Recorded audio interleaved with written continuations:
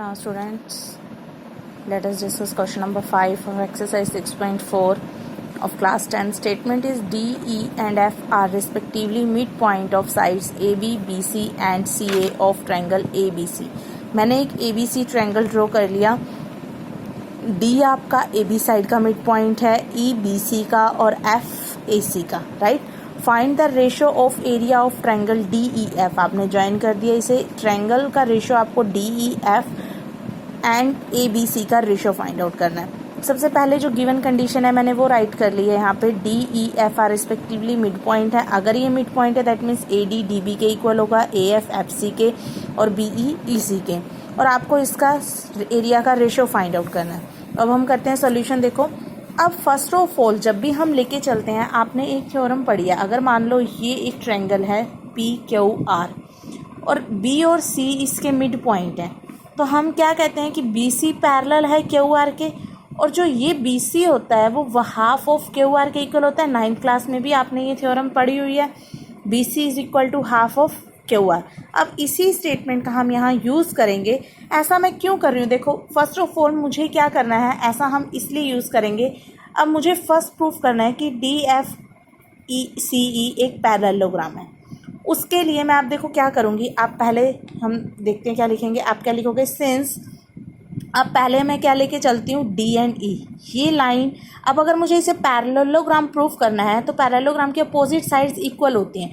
तो अब ये साइड जो है किसके पैरेलल है, AC के. तो मैं ये लेके चलूँगी पहले D और E point. Since D and E are mid point of sides AB and BC respectively of triangle ABC. Therefore अगर देखो DE पैरेलल है AC, DE parallel to AC क्योंकि मिड पॉइंट है, ठीक है. एंड तो DE क्या होगा, हाफ ऑफ AC के इक्वल. से इक्वेशन नंबर फर्स्ट, ठीक है.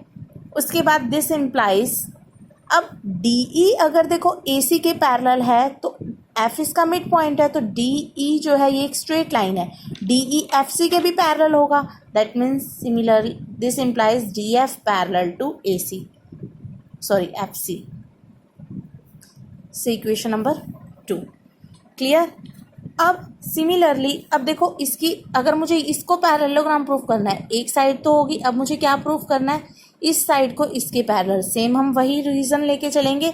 Since D and F are midpoint of sides AB and AC of triangle ABC, therefore DF parallel to BC. अगर DF पैरेलल है BC, वही same reason, DF is equal to half of BC. से equation number 3. अब DF अगर BC के parallel है तो DF EC के भी पैरेलल होगी. This implies DF parallel to EC. से इक्वेशन नंबर 4. अब देखो, अगर मुझे इसे पैरेललोग्राम प्रूफ करना था तो इसकी अपोजिट साइड इक्वल चाहिए. अब मैं ये भी प्रूफ कर चुकी हूँ इक्वेशन नंबर 2 में. DF जो हमारा DF है, जो हमने इक्वेशन नंबर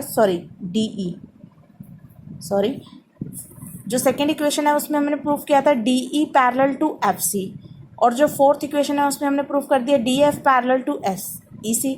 अब अगर इसकी दोनों की पैरेललोग्राम की अपोजिट साइड्स इक्वल हैं तो आप क्या लिख सकते हो, from second and fourth equation we have. यहाँ से आपका क्या प्रूफ हो जाएगा, DFEC is the parallelogram. Clear.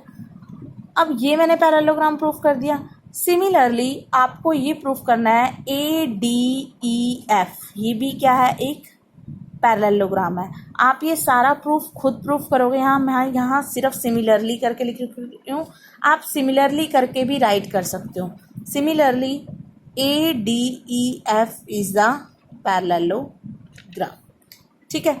अब देखो ये मैंने ऐसा क्यों किया है, इसका एक रीज़न था इसमें मैंने ऐसा क्यों किया, हमने क्या लिया यहाँ से, एक तो ए डी ई एफ को पैरेललोग्राम प्रूफ किया और एक D E F C, right.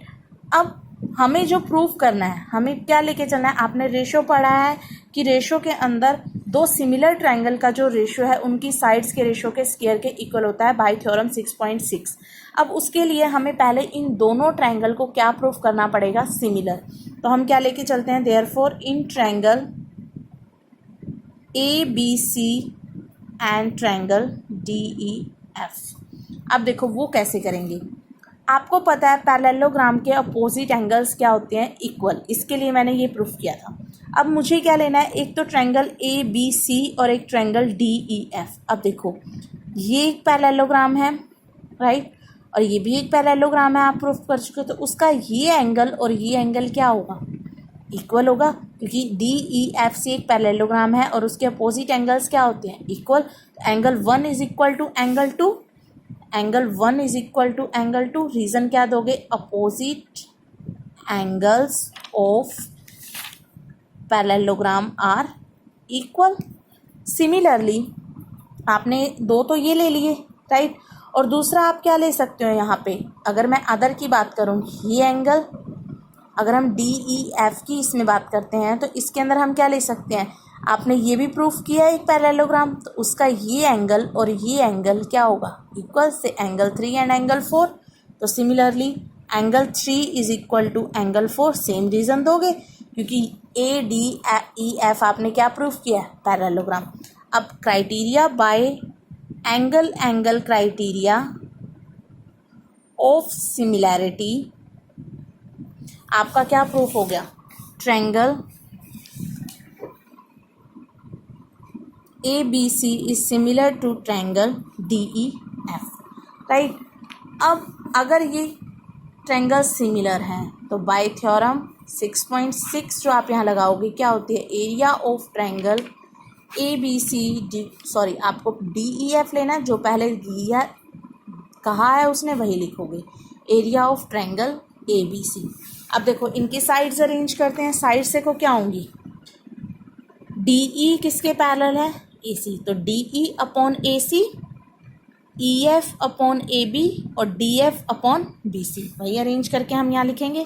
क्या लिखोगे आप, area of triangle D E F is equal divided by area of triangle A B C is equal to D E upon A C whole square is equal to D F upon B C whole square is equal to, third रह गई आपकी E, जो यहाँ से D F D E upon A C, D F upon B C और E F upon A B, E F upon A B का square. ये write कर लिया हमने, क्लियर। अब हम यहाँ यूज़ करेंगे अपनी इक्वेशंस का। अब मैं पहले कोई एक पार्ट लेके चलती हूँ, area of triangle D E F, आप कोई भी एक पार्ट ले लो, यहाँ से मैं ये फर्स्ट वाला पार्ट लेके चल रही हूँ। Area of triangle D E F, area of triangle A B C is equal to D E upon A C का होल स्क्वायर। अब यहाँ आपको पता है, देखो इक्वेशन नंबर जो आपकी फर्स्ट थी वहाँ आपने क्या लिखा है, D E is equal to half of A C. तो यहाँ मैं क्या लिख सकती हूँ, ए सी को आप ट्वाइस ऑफ डी ई लिख लो, दैट्स योर चॉइस, या आप डी ई को हाफ ऑफ ए सी लिख लो, आपकी मर्जी। तो मैं यहाँ क्या लिख सकती हूँ, 1/2 ऑफ ए सी का होल स्क्वायर। ए सी से ए सी तो कैंसिल, 1/2 का स्क्वायर क्या आ जाएगा, 1/4। दैट मीन्स यहाँ क्या आ जाएगा, hence area of triangle D E F divided by area of triangle A B C is equal to 1/4, यानी 1:4 आंसर आ जाएगा आपका, clear. Then question number 6 and 7 आप खुद ट्राई करोगे, अगर कोई प्रॉब्लम आती है then ask me. Thank you.